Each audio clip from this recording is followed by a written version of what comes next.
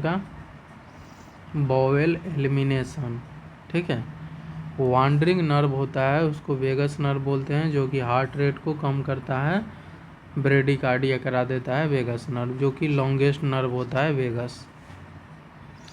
Normal पेरिस्टाल्सिक movement कितना होता है, तो 16 से 20 कितना होता है, 16 से 20 पर मिनट होता है। Nursing priority during bowel elimination, अगर पेशेंट को कॉन्स्टिपेशन हो रहा है तो प्राइमरी जो है कॉन्स्टिपेशन जो है वो न्यूट्रिशन की कमी के वजह से देखने को मिलेगा, जिसमें लो फाइबर डाइट ले रहा है and fluid low fibre diet and fluid भी कम ले रहा है। एटॉनिक कॉन्स्टिपेशन जो हो जाता है वो ड्यू टू ऑपोइड पॉइजनिंग के वजह से होता है, ठीक है। तो इस पेशेंट में हम क्या है, पेशेंट को है गिव प्राइवेसी देते हैं सेल्फ एस्टीम के लिए, क्या देते हैं, सेल्फ एस्टीम के लिए। अब देखते हैं नेक्स्ट, स्क्वाटिंग पोजीशन देते हैं। दूसरा क्या है, एम्बुलेशन के लिए बोलते हैं। फिर इंक्रीज फ्लूइड और फाइबर डाइट बढ़ा देते हैं। इफ़ अगर पेशेंट एनेबल टू एम्बुलेट, अगर पेशेंट है एनेबल टू एम्बुलेट नहीं कर सकता है तो पेशेंट को जेनु पेक्टोरियल पोजीशन हम देते हैं। रेशनल यही होता है, ये इंक्रीज कर देता है pressure of the abdominal cavity को। उसके बाद है जेंटली मसाज करते हैं, जेंटली मसाज करेंगे अपवर्ड एंड डाउनवर्ड डायरेक्शन में, जिसको क्रेड मैनुअर बोलते हैं। परफॉर्म करते हैं वेलसेल्वा मैनुअर, इसमें फिंगर इंसर्ट करते हैं रेक्टम में, जिससे वेगा नर्व स्टिमुलेशन होगी और पैरासिम्पैथेटिक पे ये वर्क करता है। और वेलसेल्वा मैनुअर जो है वो कंट्रा इंडिकेशन होता है कार्डियक पेशेंट में, और नहीं तो ये कॉज करा देता है ब्रेडिकार्डिया। अगर ब्रेडिकार्डिया हो जाएगा तो इन्फॉर्म करना पड़ेगा डॉक्टर को। याद रखना है, परफॉर्म करना है वेलसेल्वा मैनुअर। इससे क्या होता है, फिंगर इंसर्ट करते हैं रेक्टम में, जिससे वेगस नर्व स्टिमुलेशन होगा, और वेगस नर्व स्टिमुलेशन होता है तो पैरासिम्पैथेटिक पे वर्क करता है। और वेलसेल्वा मैनुअर याद रखना है कार्डियक पेशेंट में कंट्रा इंडिकेशन होता है, नहीं तो ये ब्रेडिकार्डिया कॉज करा देगा, और इन्फॉर्म अगर होगा तो फिर इन्फॉर्म करना है डॉक्टर को। अब देखते हैं नेक्स्ट टॉपिक, एनीमा जो होता है इसमें fluid and electrolyte fluid electrolyte देखने को मिलता है इन बॉवेल में। अब पर्पस देखते हैं एनीमा का, क्यों करते हैं, रिलीव करना हो कॉन्स्टिपेशन को, क्लीन करना हो बॉवेल को बिफोर सर्जरी, ठीक है। उसके बाद है डायग्नोस्टिक पर्पस में इंटेस्टाइन रिलीव करते हैं फ्लाटन्स को। तो याद रखना है एनीमा कहाँ पे हम, इसका पर्पस क्या है, कॉन्स्टिपेशन को रिलीव कर देता है, क्लीन करना हो बॉवेल को बिफोर सर्जरी, डायग्नोस्टिक पर्पस में भी करते हैं, डायग्नोस्टिक पर्पस में इंटेस्टाइन का रिलीव करना हो फ्लाटन्स को। कंट्रा इंडिकेशन कहाँ होता है एनीमा, कार्डियक पेशेंट में कभी भी एनीमा हम नहीं करते हैं।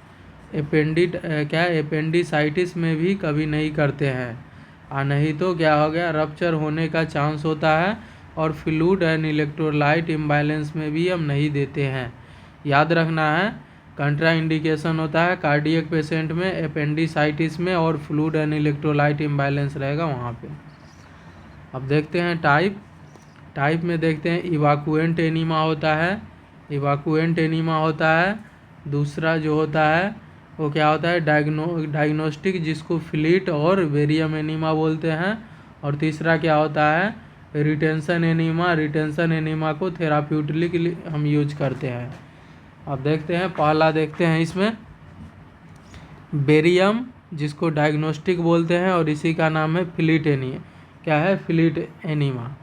बेरियम एनीमा को डायग्नोस्टिक एनीमा बोलते हैं, इसको फ्लीट एनीमिया भी बोलते हैं। इंडिकेशन देखते हैं, इसमें एग्जामिनेशन करते हैं कोलोन का।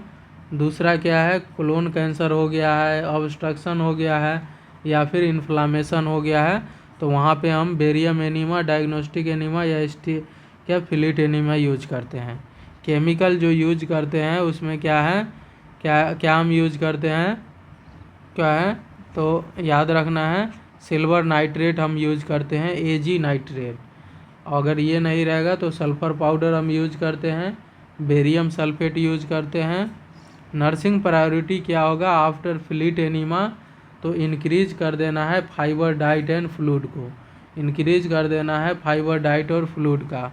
रेशनल यही होता है कि सल्फ़र होता है वो कंट्रास्ट होता है जिससे नोजिया, वोमिटिंग और हेडेक देखने को मिलता है। सल्फ़र है जिसमें कंट्रास्ट होता है जिससे नोजिया, वोमिटिंग और हेडेक हो सकता है। अब देखते हैं नेक्स्ट इवाकुएंट एनीमा, और दूसरा है रिटेंशन एनीमा को थेराप्यूटिक बोलते हैं। इवाकुएंट एनीमा जो होता है इसका टाइप है, पहला है सिंपल है, कोल्ड है, मेडिकेटेड है। मेडिकेटेड में कौन कौन आता है, पहला है परगेटिव है, ऑयली है, कार्बोनेटिव है, एस्टर्नेंट है, एंटी हेलमेंथिक है, एंटी हेलमेंथिक। तो याद रखना है कौन कौन सा है, सिंपल है, कोल्ड है और तीसरा मेडिकेटेड। मेडिकेटेड में भी है 5, परगेटिव है, ऑयल है, कार्बोनेटिंग है, एस्टर्नेंट है, एंटी हेलमेंथिक है। ठीक है। अमाउंट हम क्या यूज करते हैं, याद रखना है इन्फेंट में है लेस देन 250 ml यूज करते हैं, चाइल्ड में हम यूज करते हैं 250 से 500 ml, और एडल्ट में हम 500 से 1000 ml यूज करते हैं इवाकुएंट में। रिटेंशन एनीमा होता है जिसको थेराप्यूटिक बोलते हैं। इसमें याद कैसे करना है, तो सांस ने, ठीक है, एस से स्टूमुलेंट, ए से एनेस्थेसिया, और एस से सेडेटिव, और एन से न्यूट्रिशन, और ई से इमोलिएंट। याद रखना है सांस ने स्टूमुलेंट, एस से स्टूमुलेंट, ए से एनेस्थेसिया, एस से सेडेटिव, एन से न्यूट्रिशन, ई से इमोलिएंट। अमाउंट जो हम यूज करते हैं याद रखना है 100 से 150 ml हम यूज करते हैं। चाइल्ड में हम 100 ml यूज करते हैं, नियोनेट में हम यूज करेंगे 50 ml, और एडल्ट में हम करते हैं 150 ml हम यूज करते हैं रिटेंशन में। इवाकुएंट एनीमा जो है इसका पर्पस क्या होता है, ये क्लीन करता है बॉवेल को, यूज करना है मोर देन 1 टाइम। ठीक है, याद रखना है क्लीन करना है मोर देन 1 टाइम, स्टे करता है कोलोन में मैक्सिमम 10 मिनट तक। एक्सेप्ट ऑयली एनीमा को 1 से 2 घंटा तक हम क्या है स्टे कर सकते हैं कोलोन में ऑयली एनीमा, और बाकी जितने भी एनीमा है मैक्सिमम 10 मिनट तक स्टे करता है इवाकुएंट में। टेम्परेचर जो यूज करते हैं इसमें एडल्ट में 105 से 110 फ़ारेनहाइट यूज करते हैं, याद रखना है 105 से 110। और चाइल्ड में हम जो यूज करते हैं, चाइल्ड में हम कितना यूज करते हैं, तो 100 डिग्री फ़ारेनहाइट। एक्सेप्ट है कोल्ड एनीमा में हम कितना करते हैं, तो 65 से 85 डिग्री फ़ारेनहाइट यूज करते हैं। हाइट कितना होता है एनीमा का, इवाकुएंट एनीमा का जो हाइट होता है 45 सेंटीमीटर होता है, 18 इंच। 1 पिंट बराबर होता है 500 ml, 1 पिंट बराबर 500, 1 टी स्पून बराबर 5 ml होता है, 1 टेबल स्पून बराबर होता है 15 ml। ठीक है, तो याद रखना है। अब देखते हैं थेराप्यूटिक जिसको रिटेंशन बोलते हैं, यूज करते हैं इसमें सिंगल टाइम, स्टे करता है ये 1 से 2 आवर। टेम्परेचर जो हम यूज करते हैं एज ए रूम टेम्परेचर पर, एक्सेप्ट स्टिमुलेंट को। ठीक है, एक्सेप्ट स्टिमुलेंट है वो 108 डिग्री पे करते हैं। हाइट एनीमा का इसमें कितना होता है थेराप्यूटिक और रिटेंशन में, तो 8 इंच होता है जिसको 20 सेंटीमीटर बोलते हैं। अगर न्यूट्रिएटिव एनीमा 3 बार से ज़्यादा दिया है तो एसाइटिस हो सकता है पेशेंट में। अब देखते हैं नेक्स्ट, मोस्ट कॉमन एनीमा जो यूज होता है क्लिनिकल प्रैक्टिस में वो परगेटिव एनीमा होता है जिसको ग्लिसरीन एनीमा भी बोलते हैं। और मोस्ट कॉमन जो हम यूज करते हैं चाइल्ड में हो ऑयली एनीमा हम यूज करते हैं चाइल्ड में। याद रखना है most common enema clinical practice में परगेटिव एनीमा यूज करते हैं जिसको ग्लिसरीन एनीमा बोलते हैं, और चाइल्ड में मोस्ट कॉमन कौन सा एनीमा करते हैं, तो ऑयली एनीमा। अब देखते हैं इवाकुएंट एनीमा में देखते हैं, पहला सिंपल में हम साबुन और पानी यूज करते हैं। इसमें रिलीव करता है कॉन्स्टिपेशन और क्रोनिक और यूज इन इन्फेक्शन। केमिकल इसमें यूज करते हैं क्या है, साबुन और पानी हम यूज करते हैं। सोप एंड वाटर 50 ml रहता है, क्या है सोप रहता है, और 1000 ml वाटर रहता है इसमें। फॉर कॉन्स्टिपेशन के लिए हम NS यूज करते हैं। ये क्या है, फॉर क्लीनिंग पर्पस के लिए बिफोर सर्जरी। याद रखना है, कंस्टिपेशन अगर हो जाएगा तो क्या है, साबुन और वाटर हम यूज करते हैं। 50 ml साबुन रहेगा और 1000 ml जो रहता है वाटर रहता है।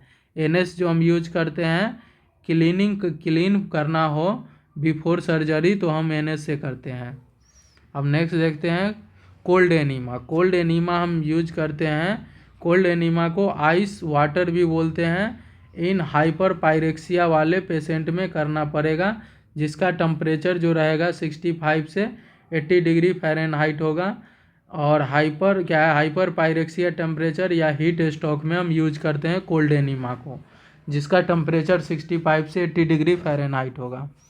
अब नेक्स्ट देखते हैं मेडिकेटेड एनीमा। मेडिकेटेड एनीमा में क्या क्या आता है, ऑयली होता है, ऑयली है जिसको लैक्जेटिव एनीमा भी बोलते हैं, और ये स्टूल सॉफ्टनर भी होता है। याद रखना है, मेडिकेटेड एनीमा होता है जिसको ऑयली एनीमा बोलते हैं, इसको लैक्जेटिव एनीमा भी बोलते हैं, और ये स्टूल सॉफ्टनर होता है। इसमें यूज करते हैं इन चिल्ड्रेन में बिकॉज स्लो एब्जॉर्प्शन के लिए, स्टे करते हैं कोलन में अप्रॉक्स 2 आवर के लिए। ठीक है, केमिकल इसमें यूज करते हैं, पहला ऑयली ऑयल हम यूज करते हैं। अगर कंस्टिपेशन ठीक नहीं हुआ है तो ऑयली ऑयल क्या है, ऑयली क्या है, ऑलिव ऑयल और कैस्टर ऑयल यूज करते हैं 2:1 रेशियो में। याद रखना है, मेडिकेटेड में पहला देखते हैं ऑयली एनीमा, जिसको लैक्जेटिव एनीमा और स्टूल सॉफ्टनर बोलते हैं। यूज करते हैं चिल्ड्रेन में बिकॉज स्लो एब्जॉर्प्शन के लिए, स्टे करता है ये 2 घंटे के लिए। और केमिकल यूज करते हैं ऑयली, अगर कंस्टिपेशन अगर ठीक नहीं हुआ है तो oily oil plus castor oil हम यूज करते हैं 2:1 रेशियो में। अब नेक्स्ट देखते हैं परगेटिव। परगेटिव एनीमा जिसको ग्लिसरील एनीमा भी बोलते हैं, ये मोस्ट कॉमन यूज होता है क्लिनिकल प्रैक्टिस में। ये क्या है, परगेटिव एनीमा जो है ये इंक्रीज कर देता है पेरिस्टालसिस को या फिर बॉवेल मूवमेंट को। ग्लिसरीन जो है, ग्लिसरीन है, ये कॉज कर देता है कंस्टिपेशन। और केमिकल इसमें यूज करते हैं ग्लिसरीन करते हैं, और साथ में फिर ग्लिसरीन और कैस्टर ऑयल करते हैं 1:1 रेशियो में। और MgSO4 ग्लिसरीन और कैस्टर ऑयल, याद रखना है MgSO4 ग्लिसरीन और कैस्टर ऑयल हम यूज करते हैं इसमें 1:2 और 3 रेशियो में। MgSO4 ग्लिसरीन और कैस्टर ऑयल हम यूज करते हैं 1:3 रेशियो में। तो याद रखना है, परगेटिव एनीमा को ग्लिसरीन एनीमिया बोलते हैं, ये मोस्ट कॉमन यूज होता है क्लिनिकल प्रैक्टिस में। ये इंक्रीज कर देता है पेरिस्टालसिस को और बॉवेल मूवमेंट को। ग्लिसरीन के कारण कॉन्स्टिपेशन हो जाता है, तो नोट देखते हैं केमिकल जो यूज करेंगे ग्लिसरीन करते हैं पहला, ये नहीं रहेगा तो ग्लिसरीन प्लस कैस्टर यूज करते हैं 1:1 रेशियो में। अगर ये भी नहीं है तो MgSO4 प्लस ग्लिसरीन और कैस्टर ऑयल हम यूज करते हैं 1:3 रेशियो में। अब नेक्स्ट देखते हैं एस्टर्नेंट, जिसको एंटी इन्फ्लामेटरी भी बोलते हैं। ये क्या है, यूज करते हैं रिलीव लोअर बॉवेल इन्फ्लामेशन को, ये रिलीव कर देता है लोअर बॉवेल इन्फ्लामेशन को। क्या एस्टर्नेंट और एंटी इन्फ्लामेटरी ये रिलीव कर देता है लोअर बॉवेल इन्फ्लामेशन को। केमिकल इसमें यूज करते हैं एलम और H2O यूज करते हैं। एलम हम 30 ग्राम यूज करते हैं, और 600 से 1200 ml हम वाटर यूज करते हैं। और ये नहीं रहेगा तो सिल्वर नाइट्रेट 2% हम यूज करते हैं। तो याद रखना है, एस्टर्नेंट होता है जिसको एंटी इन्फ्लामेटरी बोलते हैं, ये यूज करता है रिलीज लोअर बॉवेल इन्फ्लामेशन को। केमिकल यूज करते हैं एलम और H2O। एलम 30 ग्राम और 6 से 1200 ml वाटर यूज करते हैं। ये ऑप्शन में नहीं रहेगा तो सिल्वर नाइट्रेट 2% यूज करते हैं। अब देखते हैं कामरनेटिव। कामरनेटिव को एंटी एस्पाज्मोटिक एनीमा बोलते हैं। कामरनेटिव जो होता है उसको एंटी एस्पाज्मोटिक एनीमा बोलते हैं। ये रिलीव करता है गैस और फ्लाटन्स को। क्या है, ये रिलीव करता है गैस और फ्लाटन्स को। अगर यह इफेक्ट नहीं है तो फ्लाटन्स ट्यूब ही डाल देते हैं। केमिकल इसमें हम यूज करते हैं टार्पिन ऑयल हम यूज करते हैं 8 से 16 ml, और वाटर यूज करते हैं 600 से 1200 ml। तो याद रखना है, कामरनेटिव एनीमा को एंटी एस्पाज्मोटिक एनीमा बोलते हैं, और ये रिलीव करता है गैस और फ्लाटन्स को। अगर यह इफेक्ट नहीं हुआ है तो फ्लाटन्स ट्यूब ही डाल देते हैं। केमिकल यूज करते हैं, इसमें टार्पिन ऑयल 8 से 16 ml डालते हैं और वाटर जो रहता है 600 से 1200 ml रहता है। अब नेक्स्ट देखते हैं note, complication of cold enema है। कोल्ड एनीमा का कॉम्प्लिकेशन हाइपोथर्मिया करा सकता है पेशेंट में, हाइपोथर्मिया और कंस्टिपेशन। अब देखते हैं एंटी हेलमेंथिक। एंटी हेलमेंथिक को एंटी पैरासाइट एनीमा बोलते हैं। ये डिस्ट्रॉयड कर देता है ग्रोथ ऑफ पैरासाइट को। सॉल्यूशन इसमें हम क्या यूज करते हैं, क्या है, NaCl यूज करते हैं और वाटर यूज करते हैं। NaCl 60 ग्राम और वाटर 600 ml यूज करते हैं इसमें। अब देखते हैं दूसरा, अब रिटेंशन एनीमा के बारे में देखते हैं। रिटेंशन एनीमा में पहला आता है, क्या है, सांस ने करके याद किए हैं तो स्टूमुलेंट एनीमा देखते हैं। स्टूमुलेंट एनीमा है, ये यूज होता है प्रिवेंट शॉक के लिए। याद रखना है स्टूमुलेंट एनीमा है, ये यूज होता है प्रिवेंट शॉक के लिए। ओवरडोज अगर अप्वाइड हो गया वहाँ पे, और फिर क्या है पॉइजनिंग वाले में, वो भी मॉर्फिन सल्फेट का। सॉल्यूशन इसमें यूज करते हैं ब्लैक कॉफ़ी, ये स्टूमुलेंट कर देता है CNS को। याद रखना है ब्लैक कॉफ़ी है, ब्लैक कॉफ़ी यूज करते हैं स्टूमुलेंट एनीमा में, ठीक है, और ये स्टूमुलेट कर देगा CNS को। इसमें अमाउंट है 1 टीस्पून कॉफ़ी पाउडर रखते हैं और 300 ml वाटर मिक्स करते हैं। और टेम्परेचर जो हम इसका यूज करते हैं स्टूमुलेंट एनीमा का 108 degree Fahrenheit, 108 degree Fahrenheit stimulant enema का टेम्परेचर होता है।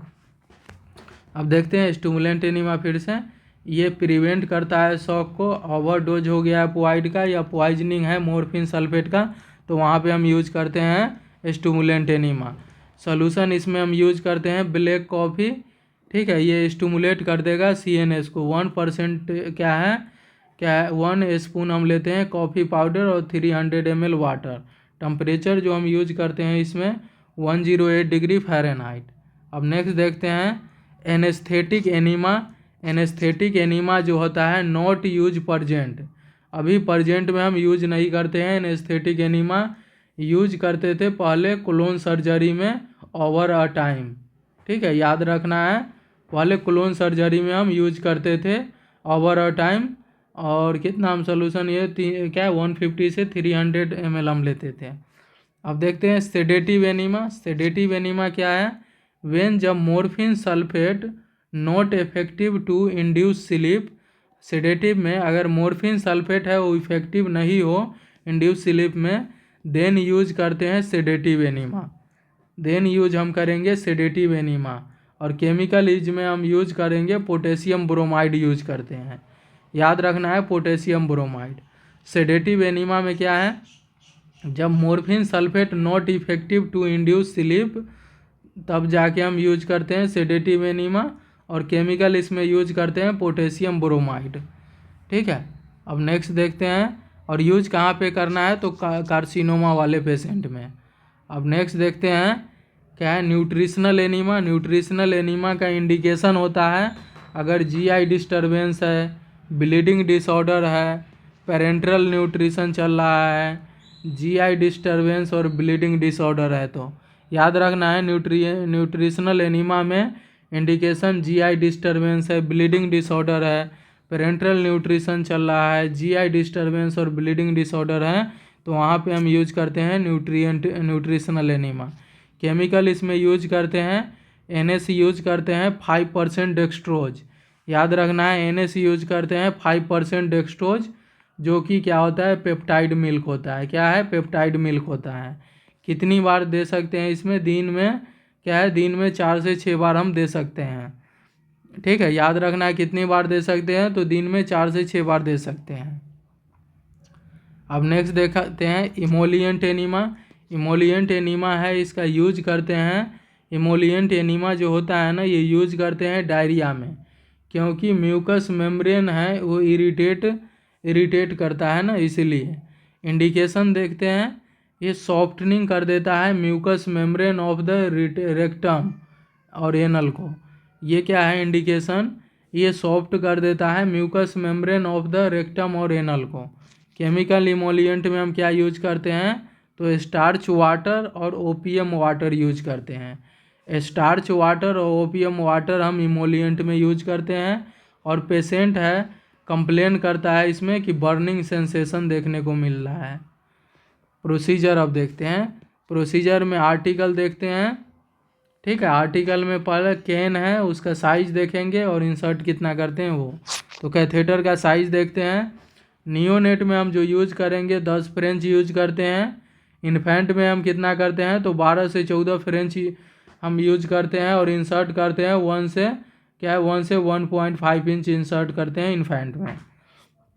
ठीक है, और चाइल्ड में हम जो यूज करते हैं वो कितना हम यूज करते हैं, चाइल्ड में हम 14 से 16 फ्रेंच हम यूज करते हैं, 2 से 3 इंच इंसर्ट करते हैं। एडल्ट में हम कितना यूज करते हैं तो याद रखना है 22 से 30 फ्रेंच हम यूज करते हैं और इंसर्ट करते हैं 3 से 4 इंच। और फ्लो रेट कितना होता है तो 1 लीटर होता है 10 मिनट के लिए। याद रखना है नियोनेट में हम साइज यूज करेंगे, ठीक है, कितना 10 फ्रेंच का हम यूज करते हैं। और इन्फेंट में 12 से 14 फ्रेंच हम यूज करते हैं।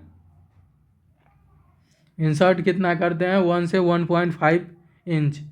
और चाइल्ड में हम 14 से 16 फ्रेंच हम यूज करते हैं, यह है 2 से 3 इंच इंसर्ट करते हैं। और एडल्ट में 22 से 30, ठीक है, फ्रेंच का हम यूज करते हैं जो कि 3 से 4 इंच होता है। फ्लो रेट होता है 1 लीटर होता है इन 10 मिनट के लिए। जाइलोकैन जेली हम यूज करते हैं लुब्रिकेट करने के लिए कैथेटर को 10 सेंटीमीटर तक, बोले तो 4 इंच। बेड पान भी हम यूज कर सकते हैं। अब देखते हैं अगर कैथेटर इंसर्ट के दौरान रेसिस्टेंस आ रहा है तो फ्लूइड को हम इन्फ्यूज कर देते हैं। कैथेटर इंसर्ट के दौरान अगर रेसिस्टेंट आ जाता है तो फ्लूइड हम इन्फ्यूज कर देते हैं।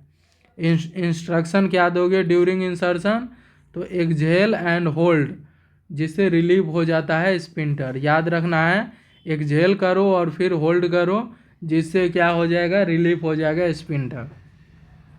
अब देखते हैं नेक्स्ट पोजीशन क्या देते हैं। पोजीशन हम देते हैं एडल्ट में वो क्या देते हैं सिम्स लेटरल पोजीशन हम देते हैं। याद रखना है सिम्स लेटरल पोजीशन देते हैं। फर्स्ट प्रायोरिटी ये नहीं रहेगा ऑप्शन में, तो लेफ्ट लेटरल पोजीशन हम देते हैं एनीमा में। अगर 4 साल से कम है छोटा बच्चा है तो उसमें है डोर्सल रिकमेंडेड पोजीशन देते हैं। ठीक है, और ये है रिमूव करता है एयर को फ्रॉम कैन और कैथेटर से, जिससे प्रिवेंट हो जाए फ्लैटन्स और एब्डोमिनल पेन। याद रखना है पोजीशन हम एनीमा में देते हैं सिम्स लेटरल, ये ऑप्शन में नहीं रहेगा, तो डोर्सल क्या हम देते हैं लेफ्ट लेटरल। और 4 साल का छोटा बच्चा है उसमें डोर्सल रिकमेंडेड देते हैं, जो रिमूव कर देता है एयर को फ्रॉम कैन और कैथेटर से, जिससे प्रिवेंट हो जाए फ्लैटन्स और एब्डोमिनल पेन। अब नेक्स्ट देखते हैं कैन और कैथेटर। कैन और कैथेटर जो है वो यूज करते हैं for large amount of enema के लिए। कैन और कैथेटर जो यूज होता है लार्ज अमाउंट ऑफ एनीमा में, जिसमें सॉप और वाटर यूज करते हैं। फन और कैथेटर जो यूज होता है स्मॉल अमाउंट ऑफ एनीमा के लिए। ठीक है, और इसमें ऑयली एनीमा यूज करते हैं फन और कैथेटर में। अगर पेशेंट है कंप्लेन कर रहा है एब्डोमिनल पेन और क्रैम्प, तो नर्सिंग रोल क्या होगा तो स्टॉप करो और री इंसर्ट करो आफ्टर कंडीशन जब सबसाइड हो जाएगा। तो अगर फ्रीक्वेंटली क्रैम्प इंक्रीज हो रहा है तो रिमूव करो कैथेटर को और प्रोवाइड करो बेड बांध। अगर फ्रीक्वेंसी ऑफ क्रैम्प इंक्रीज हो रहा है तो रिमूव करो कैथेटर को और बेड बांध दो। फिर भी अगर फ्रीक्वेंसी ऑफ पेन अगर बढ़े तो अलाउ करो पेशेंट को कि डिफिकेशन करो। देखते हैं नेक्स्ट स्टूल सॉफ्टनर क्या है। स्टूल सैंपल देखते हैं। स्टूल सैंपल इंस्ट्रक्शन देखते हैं। बिफोर सैंपल कलेक्शन क्या करना है। सबसे पहले कलेक्ट करेंगे कब अर्ली मॉर्निंग में। कलेक्ट इन पैरासाइटिक प्लास्टिक स्टेराइल कंटेनर में, और स्टॉप कर देंगे एंटीबायोटिक लास्ट मिडनाइट में, और स्टॉप करेंगे iron therapy prior to 5 to 7 days. याद रखना है क्या दोगे instruction before before sample collection. Collect करना है हमको अर्ली मॉर्निंग में, ठीक है। और कहाँ किस में करना है, तो प्लास्टिक स्टेराइल कंटेनर में स्टॉप करना है एंटीबायोटिक को लास्ट नाइट, और स्टॉप कर देंगे iron therapy prior to 5 to 7 days. Note देखते हैं, बिकॉज आयरन है वो चेंज कर देता है अपीयरेंस ऑफ स्टूल को, इसीलिए, ठीक है। स्टॉप कर देंगे आयरन को 5 से 7 दिन पहले, बिकॉज आयरन है वो चेंज कर देता है अपीयरेंस ऑफ स्टूल को। पर्पस देखते हैं, डायग्नोस्टिक पर्पस और इन्फेक्शन के केस में हम करते हैं। नोट देखते हैं, instruction given to a patient before stool examination to check the parasitic growth. अगर पैरासाइटिक ग्रोथ हो गया है तो फोर्सफुली एक्सपल्सन ऑफ स्टूल कर देना है, ठीक है। Instruction give to patient before stool examination to check the parasitic growth. अगर पैरासाइटिक ग्रोथ है तो फोर्सफुल एक्सपल्सन ऑफ स्टूल कर देना है। अब देखते हैं, आयरन है वो एब्जॉर्ब होता है ओनली कितना क्या है 10 से 15% of total given amount so it causes blackish appearance करा देता है। याद रखना है, स्टूल है वो कैसा हो जाएगा, ब्लैकिश अपीयरेंस हो जाएगा जब आयरन क्या है, आयरन एब्जॉर्प्शन होगा। तो आयरन है ये टोटल क्या है ऑब्जर्व होता है 10 से 15% total given amount, so it can cause ये ब्लैकिश अपीयरेंस कर देता है स्टूल को। नॉर्मल कलर जो होता है स्टूल का कैसा होता है, तो डार्क ब्राउन होता है। याद रखना है, स्टूल का नॉर्मल कलर कैसा होता है, तो डार्क ब्राउन होता है ड्यू टू क्यों क्या है ड्यू टू क्या है स्टीरियो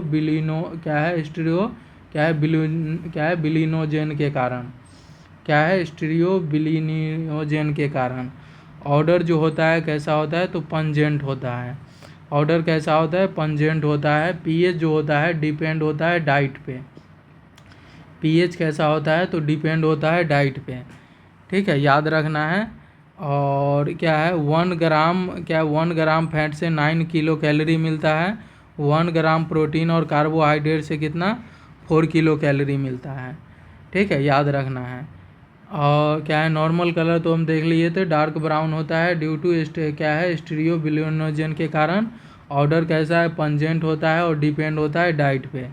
अगर फैट डाइट लिया है, फैट डाइट, तो नो चेंज इन पीएच, इसमें पीएच में कोई चेंज नहीं होगा, चेंज होगा अपीयरेंस, और कैसा होगा तो फ्रोथी होगा। प्रोटीन डाइट अगर लेगा तो कैसा हो जाएगा अल्कलाइन हो जाएगा, और कार्बोहाइड्रेट अगर लेगा तो एसिडिक हो जाएगा। और नॉर्मल पीएच जो होता है कैसा होता है अल्कलाइन होता है। तो फैट डाइट लेगा तो नो चेंज इन पीएच में कोई चेंज नहीं होगा। फैट डाइट लेगा तो ये अपीयरेंस क्या है चेंज होगा, अपीयरेंस फ्रोथी हो जाएगा।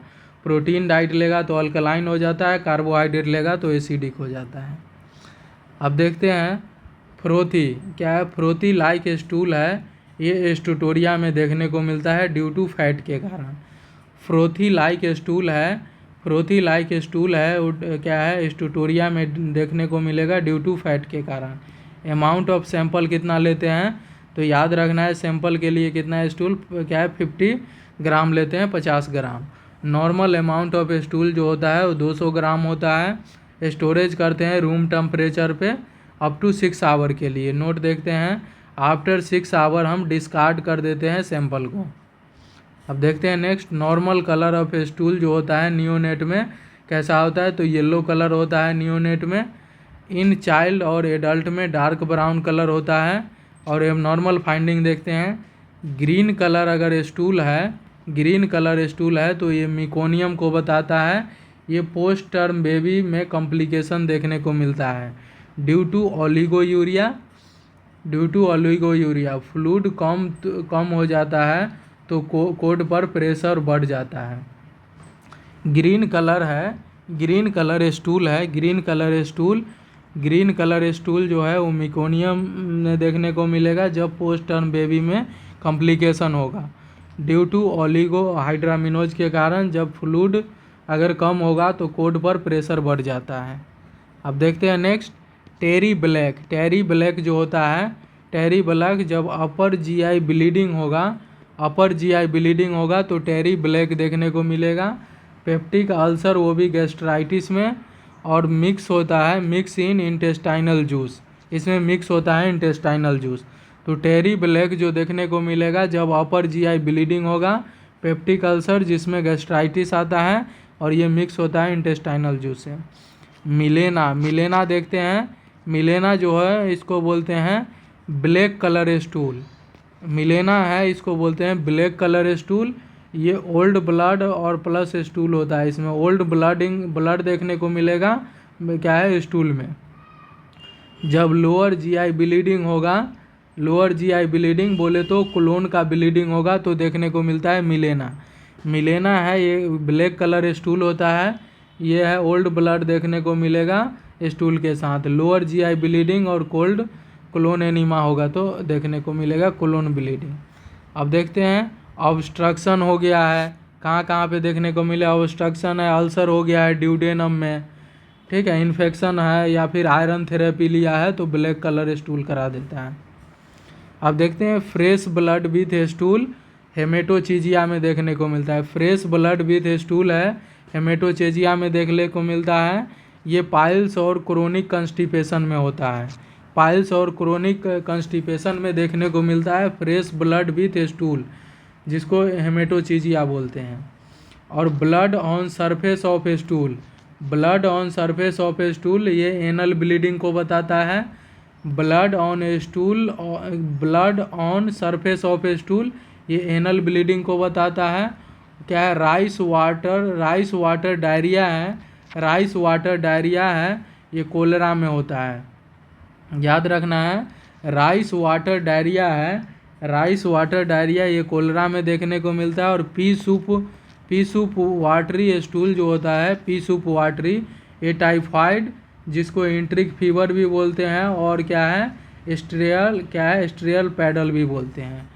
रिबन लाइक स्टूल है हर्षपंग डिसीज में जिसको मेगाकोलोन भी बोलते हैं, जो कि ऑटोसोमल होता है, याद रखना है। रिबन लाइक स्टूल है हर्षपंग डिसीज में जिसको मेगाकोलोन बोलते हैं, ऑटोसोमल होता है। क्ले कलर स्टूल जो होता है जॉन्डिस में देखने को मिलता है, ठीक है। क्रोनिक अल्कोहलिक पेशेंट अगर ऑब्स्ट्रक्शन हो गया है जॉन्डिस में तो जेली लाइक स्टूल है वो इंटूसेप्शन में देखने को मिलता है। और इसमें क्या है सूसेप मास देखने को मिलेगा जब ऑब्स्ट्रक्शन होगा इंटेस्टाइन का। तो ब्लड और म्यूकस है इन्फेक्शन और फ्रिक्शन ऑफ म्यूकस में ब्लड और म्यूकस देखने को मिलेगा। Blood in mucus in stool में म्यूकस और ब्लड जो होता है वो डिसेंट्री में देखने को मिलता है। ब्लड और म्यूकस अगर स्टूल में अगर आ रहा है तो ये डिसेंट्री को बताता है। अगर वाइट कलर स्टूल है तो ये बेरियम एनीमा के कारण देखने को मिला है। और फ्रोथी जो होता है ये फैट स्टूल में देखने को मिलता है। कहाँ पे स्टोटोरिया में देखने को मिलता है फ्रोथी लाइक स्टूल, और जिसको सिस्टिक फाइब्रोसिस में देखने को मिलता है स्टोटोरिया, और ग्लूटियन एंट्रोपैथी जिसको सीलियक डिसीज भी बोलते हैं। तो फ्रोथी लाइक स्टूल है ये फैट स्टूल होता है जो स्टोटोरिया सिस्टिक फाइब्रोसिस और ग्लूटियन एंट्रोपैथी जिसको सीलियक डिसीज बोलते हैं। ओकल्ट ब्लड है ये क्रोनिक बोवेल डिसीज में बताता है। ओकल्ट ब्लड है क्रोनिक बोवेल डिसीज में। वाटरी जो डायरिया होता है, वाटरी डायरिया ये डायरिया के कंडीशन में देखने को मिलता है। वाटरी स्टूल है वो डायरिया में देखने को मिले। और रोटा वायरस है ये most common cause of diarrhoea in neonate में देखने को मिलता है। Most common cause of diarrhoea in neonate में तो रोटा वायरस होता है। Most common cause of diarrhoea in neonate में तो रोटा वायरस। और ई कोलाई होता है जो कि एडल्ट में होता है। Most common cause of diarrhoea in adult E coli में देखने को मिला। रोटा वायरस होता है ये मोस्ट कॉमन डायरिया इन नियोनेट में देखने को मिलता है। तो इसको फिर से देख लेते हैं। टेरी ब्लैक कलर का जो होता है, पहला से देखते हैं। ग्रीन कलर स्टूल है ये मिकोनियम को बताता है। और ये क्या है पोस्ट टर्म बेबी में कॉम्प्लिकेशन होता है ड्यू टू ओलिगो हाइड्रामिनोज के कारण। अगर फ्लूइड के कमी होगा तो कोड पर प्रेशर बढ़ जाता है। टेरी ब्लैक है जब अपर जीआई ब्लीडिंग होगा, पेप्टिक अल्सर वो भी गैस्ट्राइटिस, इसमें मिक्स होता है इंटेस्टाइन। और मिलेना क्या है, मिलेना है ये ब्लैक कलर स्टूल होता है। ये ओल्ड ब्लड में क्या है, ओल्ड ब्लड देखने को मिलेगा स्टूल में जब लोअर जीआई ब्लीडिंग और कोलोन ब्लीडिंग होगा तो, जिसमें ऑब्स्ट्रक्शन अल्सर हो जाएगा, ड्यूडेनम में इन्फेक्शन या आयरन थेरेपी लेगा तो। फ्रेश ब्लड देखने को मिलेगा, फ्रेश ब्लड विथ स्टूल हेमेटोचीजिया में, ये पाइल्स और क्रोनिक कंस्टिपेशन में देखने को मिलता है। और क्या है, blood on surface of stool anal bleeding में, राइस वाटरी डायरिया कोलरा में देखने को मिलता है। पी सूप वाटरी डायरिया जो होता है वो टाइफाइड, इंट्रिक फीवर और स्टेप ब्लेडर में देखने को मिलता है। रिबन लाइक स्टूल हर्सपंग डिसीज में जो ऑटोसोमल होता है और मेगाकोलोन बोलते हैं इसको।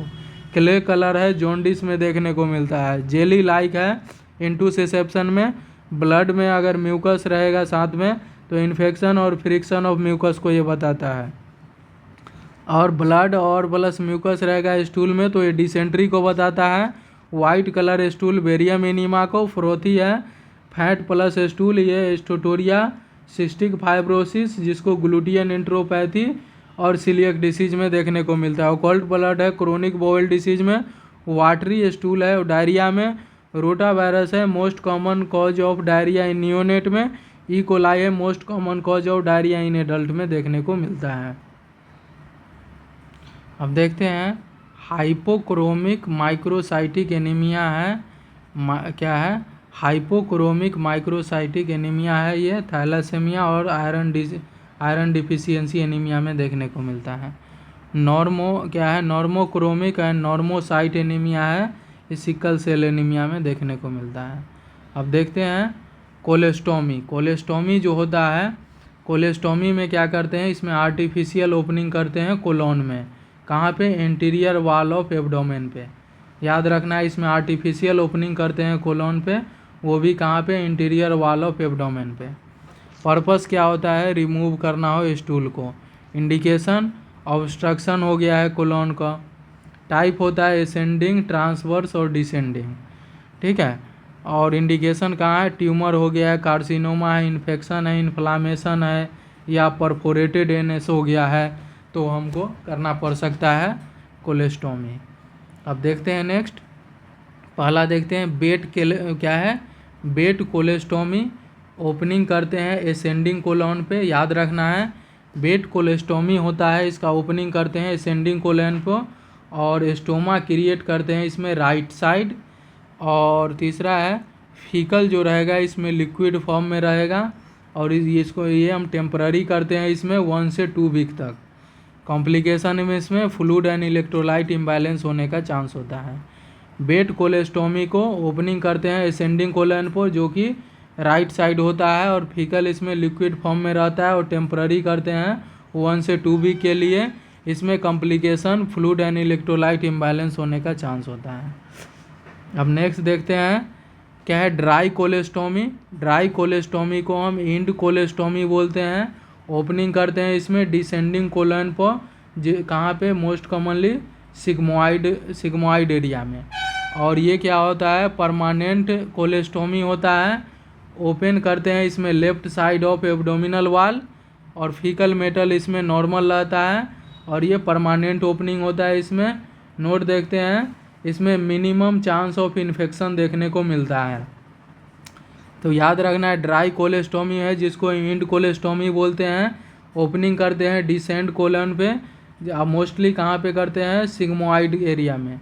ये परमानेंट कोलेस्टोमी होता है। ओपन करते हैं कहाँ, लेफ्ट साइड ऑफ एब्डोमेन पे और फीकल मेटर नॉर्मल रहता है और इसमें परमानेंट ओपनिंग कर सकते हैं।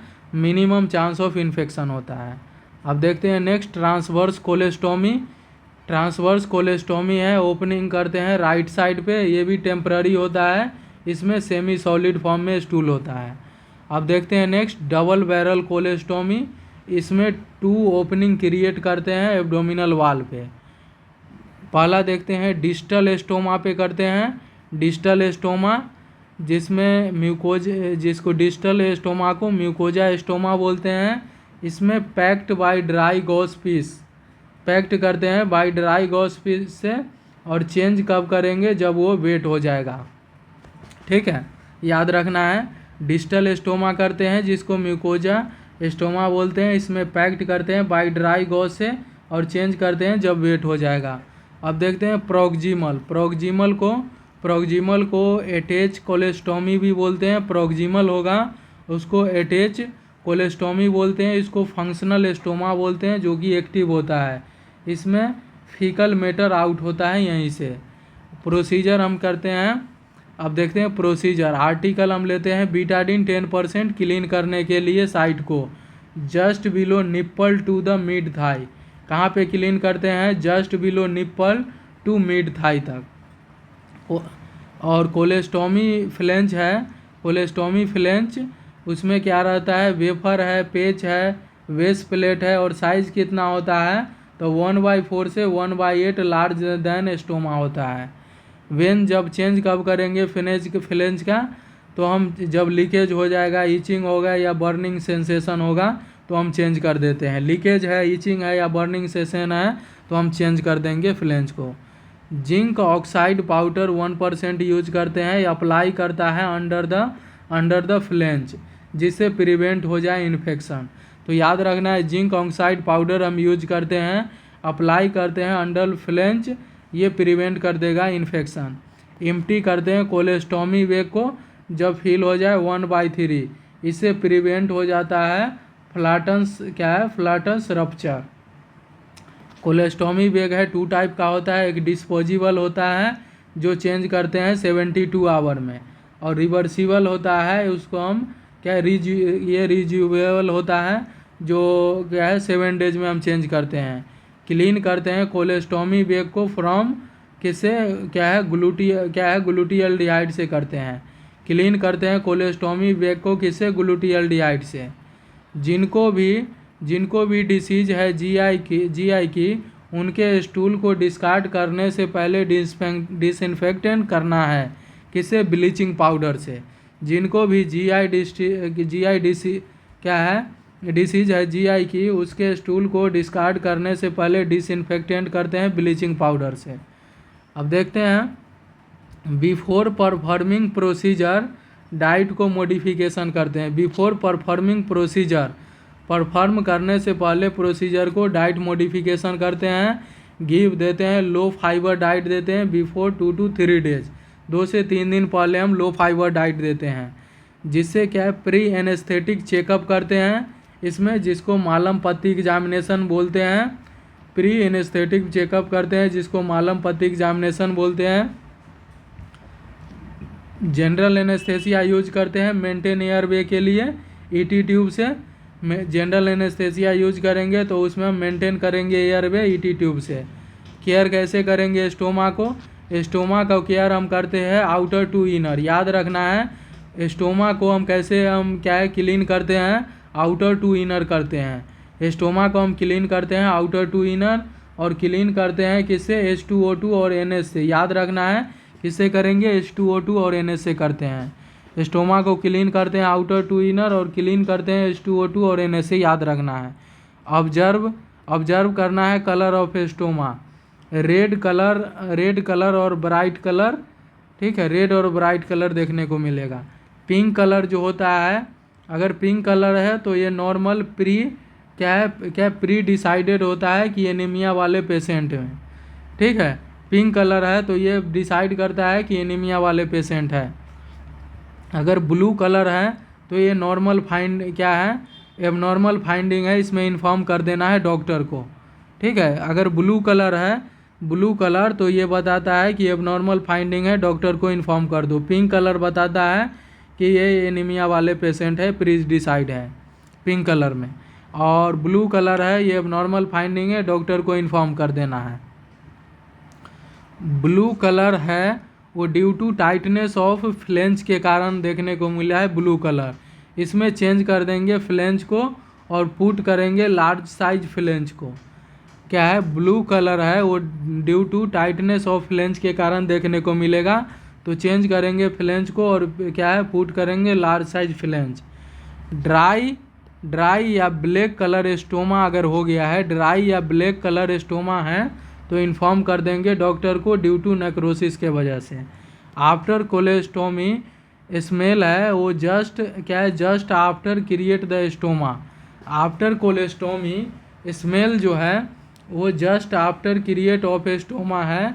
कैसा रहेगा? तो कैसा रहेगा? क्या है मेलोडोरियस और फाउल स्मेलिंग रहेगा। कैसा रहेगा? मेलोडोरियस और फाउल स्मेलिंग रहेगा। ये नॉर्मल होता है अप टू 72 आवर तक। अगर क्या है, अगर 72 आवर से भी अगर ज़्यादा टाइम लग रहा है स्मेल, अगर 72 आवर के बाद भी आए तो इन्फॉर्म करना है डॉक्टर को, इन्फेक्शन हो सकता है। मैनेजमेंट कैसे करेंगे? सर्जिकली रिपेयर करेंगे स्टोमा को। आफ्टर कोलेस्टोमी हम क्या है डाइट मॉडिफिकेशन करेंगे। तो फर्स्ट 24 आवर तक स्टार्ट करना है आईवी लाइन को। उसके बाद है 48 घंटे तक क्या है लिक्विड डाइट स्टार्ट करना है। और 72 आवर पे हम स्टार्ट कर सकते हैं सेमी सॉलिड डाइट। उसके बाद क्या करेंगे? आफ्टर 72 आवर में क्या है पेरिस्टालसिस मूवमेंट आ जाना चाहिए। अगर नहीं आया तो इन्फॉर्म कर देना है डॉक्टर को। अब देखते हैं नेक्स्ट कोलेस्टोमी इरिगेशन। कोलेस्टोमी इरिगेशन में इरिगेशन स्टार्ट करते हैं 7 डे। क्या है स्टार्ट करना है 7 डे ऑफ कोलेस्टोमी। कोलेस्टोमी के 7 डे हम स्टार्ट कर सकते हैं कोलेस्टोमी इरिगेशन। सोल्यूशन हम यूज करते हैं H2O2 वाटर यूज करते हैं। टेम्परेचर ऑफ वाटर कितना होगा कोलेस्टोमी इरिगेशन के लिए? तो 105 से 110 डिग्री फ़ारेनहाइट यूज करते हैं। 105 से 110 degree Fahrenheit. Lukewarm water हम यूज करते हैं। Best time to colostomy irrigation early morning करते हैं 2 to 3 आवर आफ्टर मील। खाना खाने से 2 से 3 घंटे बाद हम करते हैं।